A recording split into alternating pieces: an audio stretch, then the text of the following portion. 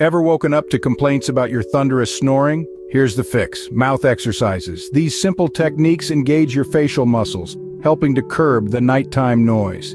Exercise 1. The cheek hook.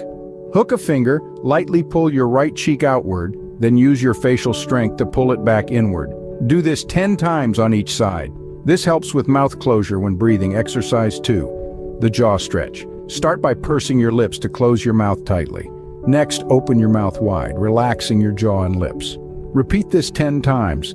This tones and strengthens your jaw, facial, and throat muscles. And if you're serious about improving your sleep quality, it might be time for a pillow upgrade. Click the link in the bio.